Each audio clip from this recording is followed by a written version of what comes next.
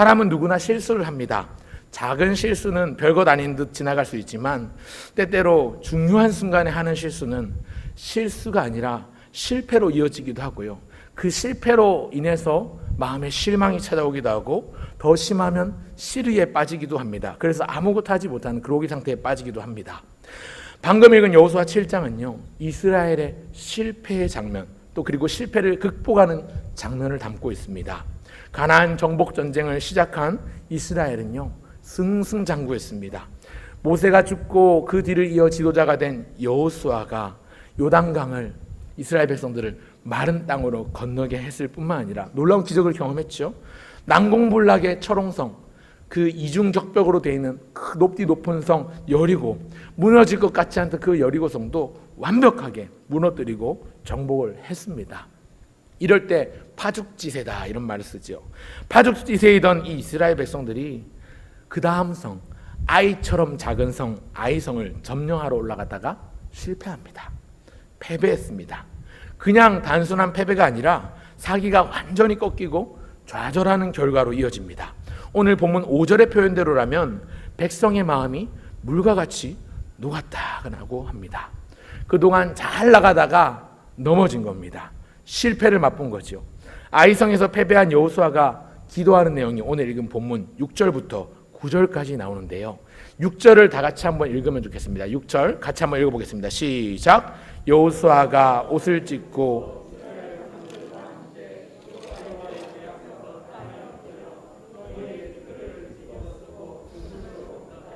여호수아가 자기의 옷을 찢었습니다. 그리고 장로들과 함께 여호와의 궤 앞에 엎드렸습니다. 그리고 보인 행동이 뭐냐면요, 머리에 티끌재를 뒤집어 쓰고 해가 저물도록 있습니다. 여기 티끌을 뒤집어 쓰는 행동은요, 애통함이나 깊은 슬픔이나 간절함이나 회개를 의미합니다. 여호수아가 오늘 본문에서 그러고 있지만 얼마 전에 우리가 살펴봤던 다니엘 9장 3절에도 보면 다니엘이 죄를 뒤집어 쓰는 장면이 나오고요. 또 구약성경 에스더서에도 보면 모르드게가 유다인들을 죽이려는 아하수에로 왕의 계획을 알게 되면서 머리에 죄를 뒤집어 쓰고 성문 앞에서 엎드려 하루 종일 그렇게 있게 됩니다. 머리에 죄를 뒤집어 쓰거나 혹은 티끌을 뒤집어 쓰거나 이런 먼지를 뒤집어 쓴다는 것은 깊은 탄식, 애통함 이런 것들을 의미하는 것입니다. 그러면서 7절부터 오늘 본문에 보면 기도하기를 슬프도소이다 탄식하면서 여호수아가 하나님께 간구합니다. 하나님이 우리가 요단을 건너게 하셨는데 어찌 이제 와서 아모리 사람의 손에 멸망시키려 하십니까? 우리가 우리 원수에게 등을 보이고 도망쳐 왔는데 내가 더 이상 무슨 말을 하겠습니까? 그렇게 탄식하며 하나님께 따지듯이 기도하고 있는 것을 볼 수 있는데, 이 지금 여호수아가 문제 파악이 잘 못된 겁니다. 하나님이 패배하게 하신 게 맞습니다. 그런데 이 패배의 원인을 모르고 있어요. 왜 패배했는지 모르니까 11절에 하나님께서 여호수아에게 자세히 일러주십니다. 너희가 내 언약을 어겼고 또 도둑질해서 너희 나의 거룩함에 흠이 생겼다는 겁니다. 그러니까 13절에 가면 하나님께서 너는 일어나 백성을 거룩하게 하라, 백성 가운데 있는 죄를 축출하라 그렇게 명하십니다. 저는 오늘 본문 6절에 나오는 이 6절 말씀을 보면서요, 옷을 찢고 여호와의 궤 앞에 엎드려서 머리에 티끌재를 뒤집어 쓰고 날이 저물도록 엎드려 있는 여호수아의 모습을 주목해 봅니다. 그 여호수아가 실패를 딛고 다시 일어나 승리의 자리로 인도하시는 하나님의 은혜를 함께 나누고 기도의 제목으로 삼고자 합니다. 사랑하는 성도 여러분, 이 아이성 패배의 원인은요, 사실은 아간이라고 이름하는 한 사람의 죄가 컸습니다. 이 7장 읽지는 않지만 바로 앞절 1절이 이 부분을 분명히 전제하고 있습니다. 아간이 범죄함으로 하나님이 진노하신다라고 1절이 기록하고 있거든요. 그리고 나서 이어지는 본문이 오늘 본문인데, 그 아간의 죄 외에도 또 패착원이 하나 더 있습니다. 그게 뭐냐면 교만입니다. 교만. 오늘 본문 2절과 3절을 다 같이 한번 읽어보면 좋겠습니다. 2절 3절 같이 읽겠습니다. 시작. 여호수아가 여리고에서 사람을 베델 동쪽 베다웬 곁에 있는 아이로 보내며 그들에게 말하여 이르되 올라가서 그 땅을 정탐하라 하매 그 사람들이 올라가서 아이를 정탐하고 여호수아에게로 돌아와 그에게 이르되 백성을 다 올라가게 하지 말고 그들은 소수이니 그리로 보내어 수고롭게 하지 마소서 하므로. 여러분, 여호수아가 여리고를 정복한 다음에 다음 목적지, 다음 목표지인 아이라는 말, 아이성으로 사람을 보냅니다. 정탐을 하고 오라는 거죠. 그리고 그 정탐하고 온 사람들이 돌아와서 하는 말이 다 안 올라가도 되겠다라는 것. 2, 3천 명만 올라가도 충분히 이길 수 있다. 너끈하게 이길 수 있다. 그렇게 보고를 합니다. 아이성은 작고 그들은 소수이니 굳이 다 올라가서 수고롭게 하지 마소서, 그렇게 이야기합니다. 그러니까 그 말을 듣고 여호수아가 뼈아픈 실수를 저지르고 맙니다. 이 실수가 교만입니다. 여러분, 그런데요, 이게 왜 교만이냐면 단순히 작은 성 아이성을 얕잡아봤기 때문에 교만이 아니고요. 얕잡아봐서 교만이 아니고요. 여리고의 승리에 취해서 그 승리가 어디로 온 것인지, 어떻게 온 것인지 까맣게 잊어버린 이것이 교만입니다. 여러분, 여호수아는요, 자기가 정탐 보냈던 사람들의 말만 듣고 움직였습니다. 좀 더 힌트를 드리면 하나님께 묻지 않고 하나님의 말씀도 없었는데 올라간 겁니다. 여러분, 이것과 대조적으로 바로 앞장 여호수아 6장에 보면 여리고 공략하는 장면이 나오는데, 여리고를 공격할 때만 하더라도 여호수아는요, 하나님의 말씀을 듣고 하나님의 지시와 지령을 받고 움직였습니다. 6장에 보면 하나님이 하신 명령을 여호수아 백성들이 다 듣고 철저하게 순종하고 그 말씀대로 준행합니다. 그런데 우리가 이해되지 않는 게 있지요. 전쟁을 치르는 군대에게 있어서 일반적이지 않은 상식적이지 않은 상식 밖의 행동을 명하십니다. 앞으로 너희가 일주일 동안 이 여리고성 주위를 매일 한 바퀴씩 돌되 엿새 동안 그리하고, 그리고 제사장이 언약궤를 앞세워서 돌되 마지막 7째 날엔 7번을 돌고 나서 나팔을 불라고 외칩니다. 그리고 그 전까지는 침묵하되 너희의 소리를 내지 말라. 그리고 7번째 날 7번 돌고 제사장들이 양각 나팔을 불면 그때 외치라. 그렇게 말씀하시죠. 여러분, 상식적으로 납득되지 않습니다. 우리 생각에 또 군사학적으로 볼 때는요, 이 여리고를 정복하기 위해서는 무기를 더 정비를 잘하고 창칼을 준비하고 말을 준비하고 막 이래야 될 것 같은데, 하나님의 요구, 하나님의 말씀은 전혀 엉뚱한 명령, 엉뚱한 요구를 하시는 거지요. 그런데 여호수아와 이스라엘 백성들이 이 말씀을 철저하게 순종하고 따릅니다. 그래서 얻은 승리가 여리고성의 승리였습니다. 그래서 여리고를 정복했습니다. 그런데요, 오늘 본문 이 7장에 들어오면 그 다음 성 아이성을 가는 모습을 보면 하나님의 사인이 없어요. 하나님의 말씀이 없어요. 먼저 아이성 공격해라 이렇게 명하신 적도 없고 어떻게 하라는 내용도 없습니다. 하나님이 말씀하시지 않고 그저 여호수아가 사람을 보냈고 돌아온 사람들의 말만 듣고 올라갔다가 패배했습니다. 교만의 결과입니다. 하나님께 묻지 않은 이것이 교만입니다. 여호수아가 아이성이 작다고 얕잡아 본 이것도 교만이지만 더 큰 교만은 하나님의 뜻을 묻지 않았다가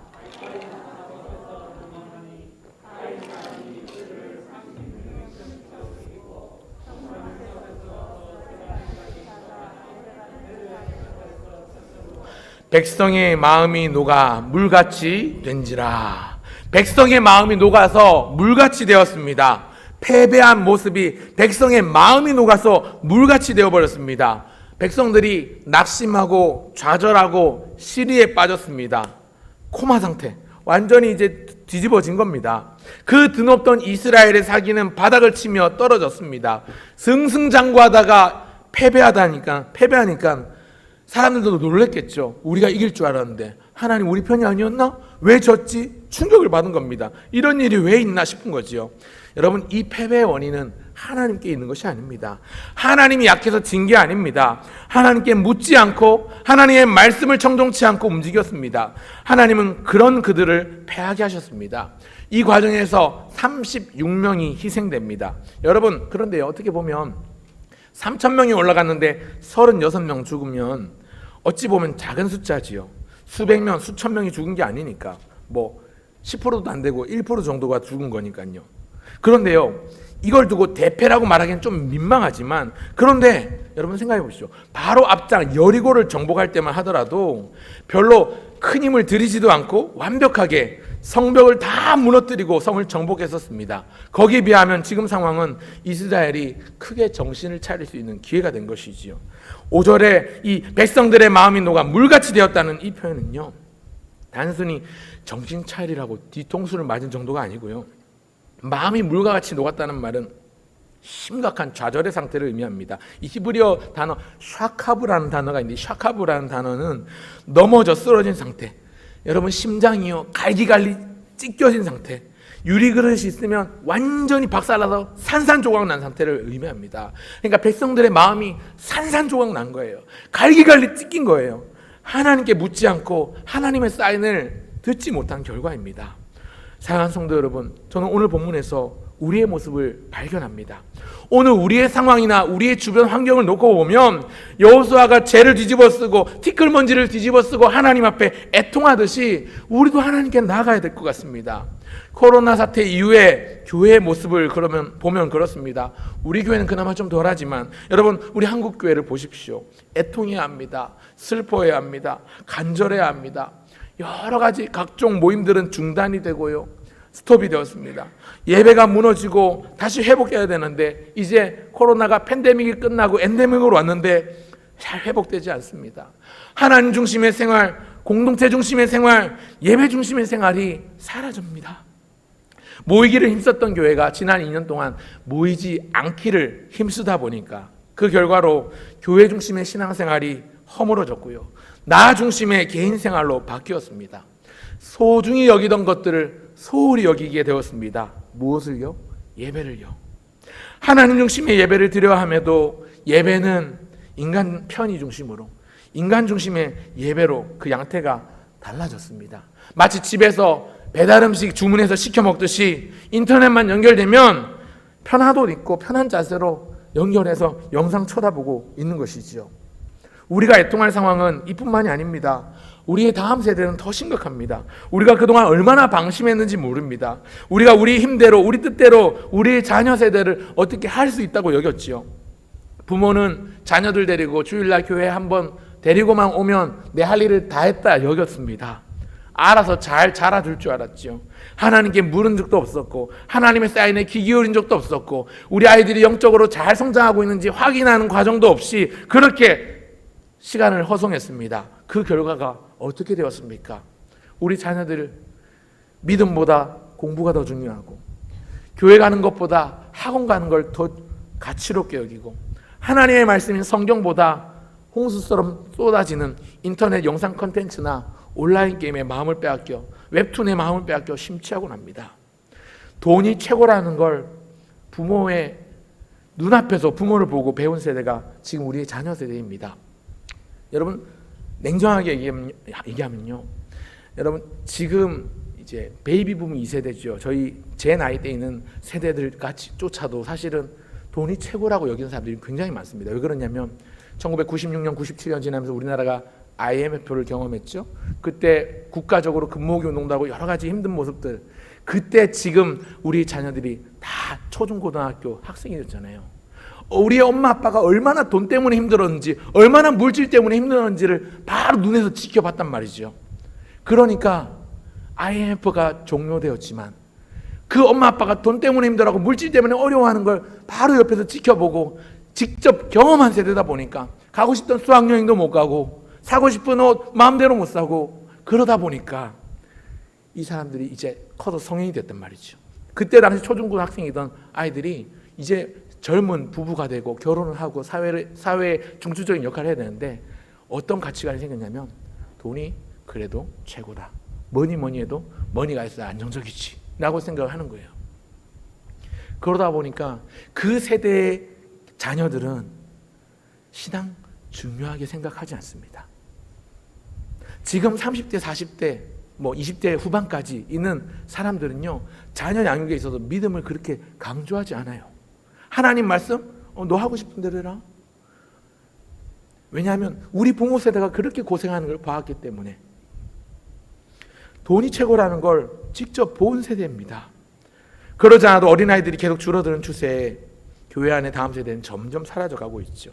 참 가슴 아픈 현실은요, 중직자 자녀들조차도 장성하고 성인이 되면요, 교회의 발길을 끊기 시작합니다. 우리 자녀들의 가장 큰 문제는요, 교회 안 나오고 예배 지각하고 이런 게 아니고요. 그런 건 그저 보이는 결과일 뿐이고요. 진짜 위기는 뭐냐면 우리의 자녀들이 은혜를 경험한 기억이 없다는 것, 예수님을 인격적으로 경험한 그 경험이 없다는 것, 그저 부모 눈치 보면서 기계적으로 몸만 일주일에 한 번 왔다 갔다 하면서 부모 체면 때문에 부모님이 욕먹을까 봐 그렇게 교회를 나가주는 그런 상황이 돼버리고 있다는 것입니다. 부모가 신앙의 가이드를 해주지 못하고 상황 앞에 타협해버린 결과이지요. 사랑하는 여러분, 세상 문화에 완전히 패배한 것 아닙니까? 그뿐만이 아닙니다. 우리 개인을 둘러싼 여러 가지 상황과 문제들도 있지요. 경제적인 어려움은 여전히 있고, 열심히 일해도 여전히 형편 살림살이 나아지지 않고, 인간관계 때문에 힘든 분들도 계십니다. 어디 사람 관계가 쉽습니까? 책대로 이론대로 되는 사람 관계가 어디 있습니까? 뜻하지 않은 일 때문에 마음이 상하기도 하고, 진짜 작은 사소한 말 한마디에 완전히 마음이 뒤돌아서기도 하는 것이 사람인데요. 가정에는 위기가 찾아오고요. 위기의 남편, 위기의 아내, 위기의 자녀들이 너무나도 많은 시대를 살아가고 있는데, 지금이야말로 우리가 가슴을 치며 애통해야 되지 않겠습니까? 우리 세 가지 문제만 예를 들었는데요. 화면을 바꿔주십시오.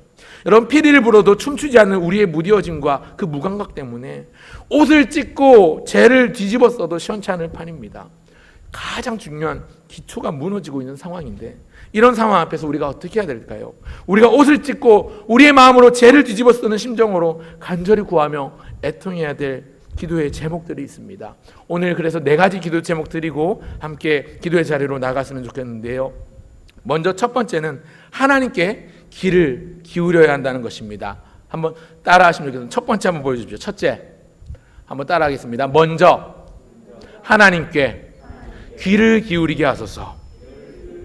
우리가 기도해야 될 첫 번째 기도 제목은요, 하나님께 귀를 기울이게 하소서, 주의 음성을 듣게 하옵소서 하는 것입니다. 하나님, 내 생각이나 내 경험이 아니라 사람 말만 듣고 움직이는 갈팡질팡하는 인생이 아니라 하나님의 뜻이 무엇인지, 하나님의 명령이 무엇인지, 하나님의 신호를 잘 알아들을 수 있도록 우리가 영적인 민감함을 갖게 해주옵소서 기도해야 합니다.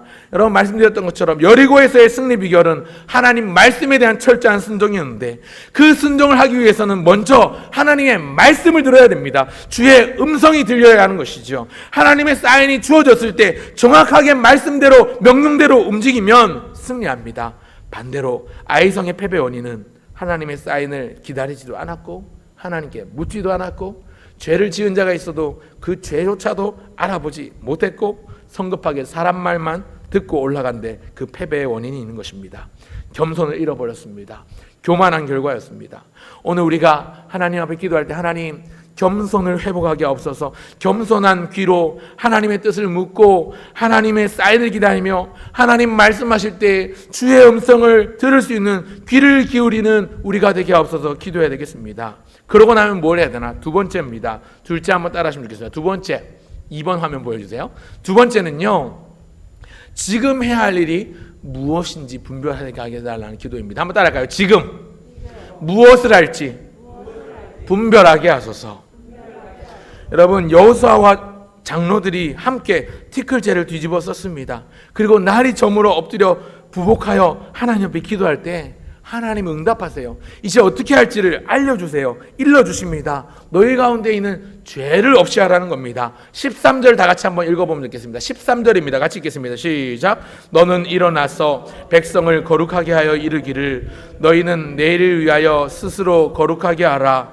이스라엘의 하나님 여호와의 말씀에 이스라엘아 너희 가운데 온전히 바친 물건이 있나니 너희가 그 온전히 바친 물건을 너희 가운데서 제하기까지는 내 원수들 앞에 능히 맞서지 못하리라. 하나님의 메시지는 분명합니다. 너희는 내일을 위하여 스스로 거룩하게 하라. 너희가 내 명령을 듣지 않고 내 언약을 어기고 너희가 도둑질한 그것 때문에 나의 거룩함에 흠이 생겼고 너희랑 내 사이에 금이 갔으니까 이제 너희는 스스로 거룩하게 하라. 다시 거룩을 회복하라고 명하십니다. 너희들 가운데 있는 죄를 축출하라는 것이죠.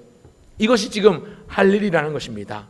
오늘 우리가 기도할 때에 하나님, 지금 우리가 무엇을 할지 분별력을 갖게 하옵소서. 금이 간 하나님과의 관계를 회복하게 하시고 잃어버린 거룩을 되찾게 하시고 내 안에 있는 죄의 그 꿈틀꿈틀대고 있는 또아리트고 있는 죄를 보게 하옵소서. 그렇게 기도해야 되겠습니다. 어떻게 기도할까요? 세 번째입니다. 세 번째는요, 한번 따라 하시면 좋겠습니다. 털썩. 다시 털썩. 주저앉은 자리에서 털어놓고 인정하게 하소서. 여러분, 털썩 주저앉은 자리에서 여호수아는 죄를 뒤집어 쓰고 하나님 앞에 엎드렸습니다. 오늘 우리는 털썩 주저앉은 자리에서 우리의 연약함과 우리의 허물과 우리의 죄와 우리의 부족함을 인정하고 털어놓고 나아가야 합니다. 털어놓을 건 털어놓고 인정할 건 인정하고 정직하고 솔직하게 하나님 앞에 나아가야 하나님과의 관계를 회복할 수 있습니다. 죄의 고백, 회개라고 하지요. 여호수아가 아침에 이스라엘 중에 그 죄를 축출하기 위해서 움직입니다. 1절은 않았지만 19절과 20절에 보면 그래서 한 사람, 이 삽비의 아들 그 아간을 불러서 너 왜 그런 너 정말 그랬느냐? 확인합니다. 아간이 자기 죄를 성토하니까 그 죄값을 받게 되는데요. 여호수아가 그 죄를 확인하고 말씀대로 그를 처단해서 죄를 없이 합니다. 이스라엘 가운데 죄를 씻어내고자 아간을 돌로 쳐서 하나님의 진노를 그치게 합니다. 오늘 우리도 우리의 죄로 인해 사실은 죽어 마땅합니다. 하지만 우리가 죽어야 될 그 죄값을 우리는 예수님이 대신 치러주셨어요. 우리의 죄값을 받으신 하나님은 예수님의 그 희생으로 우리를 죄 없다 하셨습니다. 의롭지 않은데, 원래 죄가 있는데 우리를 의롭다 칭해주시는, 의롭다 칭함받는 하나님의 자녀가 되는 권세와 복을 오늘 저와 여러분이 누리고 있습니다. 먼저는 그 하나님의 은혜에 감사해야 되겠죠. 그러나 또한 동시에 우리가 절대로 간과하지 말아야 될 사실은 여전히 우리는 연약하다는 것, 여전히 우리는 부족하다는 것, 잊을만 하면 나타나는 죄의 본성이 있고 나의 이기적인 자아의 욕심이 내 안에 여전히 또 알이 틀고 있어가지고 이것을 발견할 때마다 우리는 하나님 앞에 정직하고 솔직하게 털어놓아야 합니다. 정직하고 솔직하게 털어놓고 인정해야 거기서 회개가 시작됩니다. 여러분, 진정한 회개는 삶의 변화가 열매로 따라오는 법입니다. 여러분, 아픈 사람이 치료받고 고침을 받으려면요, 자기 상태를 분명히 인지하고 인정해야 되죠. 의사가 이거 뭐 지금 무슨 어디가 안 좋은 것 같은데 이거 무슨 병명입니다 라고 얘기하는데 환자가 그걸 인정하지 않고 거부하면 처방받을 수가 없죠. 치료할 수가 없습니다. 환자도 의사가 진단한 그걸 가지고 인정을 하고 인지를 하고 받아들여야 처방전을 받지요.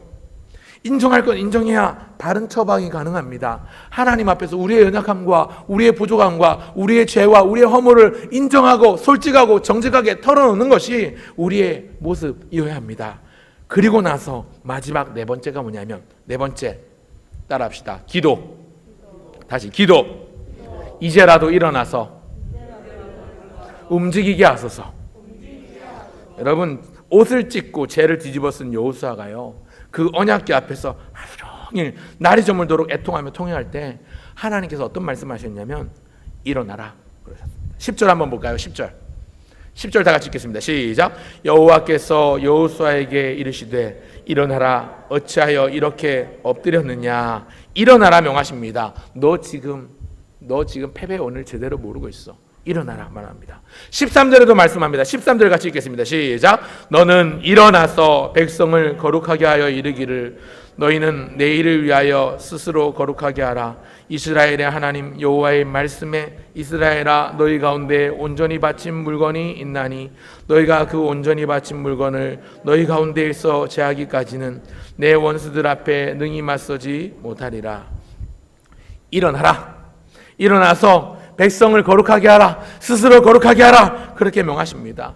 여러분, 기도하면 이제 일어나야 합니다. 기도하고 끝나는 게 아니고 계속 그 패배의 자리에 머물러 엎드러져 있으면 안 되고요, 먼지를 털고 일어나야 합니다. 일어나서 움직여야 합니다. 이미 한번 패배했지만, 이미 한번 실패했지만 그 실패의 자리에 머물러 있는 것이 아니라 이제 그 패배의 자리를 털고 일어나서 내 뜻, 내 생각이 아니라 하나님 말씀에 순종해야 합니다. 사람 말보다 더 중요한 것이 하나님 말씀입니다. 하나님 말씀이 먼저입니다. 그 하나님 말씀을 듣고 이스라엘 중에 죄를 없이 하고 난 뒤에 하나님께서 아이성을 그들의 손에 붙여 주십니다. 그 다음 장 7장 이후를 보면요, 이제 8장을 가면 여호수아가 그 백성들 가운데 죄를 없이 하고 하나님이 하라는 대로 하니까 아이성 전투에서 승리하고 아이성을 점령합니다. 정복합니다.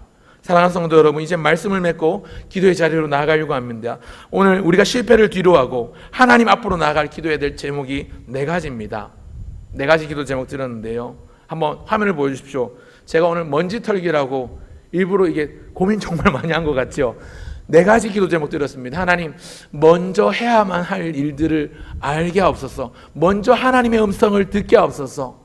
두 번째 무엇입니까? 지금 해야 될 일이 무엇인지 알게 하옵소서. 분별력을 주옵소서. 세 번째 해야 될 일이 무엇입니까? 세 번째 해야 될 기도 제목이 무엇입니까? 하나님 털어놓고 인정할 수 있는, 죄 고백을 드릴 수 있는, 인정할 것 인정하는, 털썩 주저앉은 자리에서 우리의 연약함을, 부족함을, 우리의 죄와 허물을 고백하는 고백이 있게 하옵소서. 그리고 마지막 네 번째, 그렇게 하나님 기도했다면 이제 일어나서 행동하고 실천하는 자리로 나아가게 하옵소서.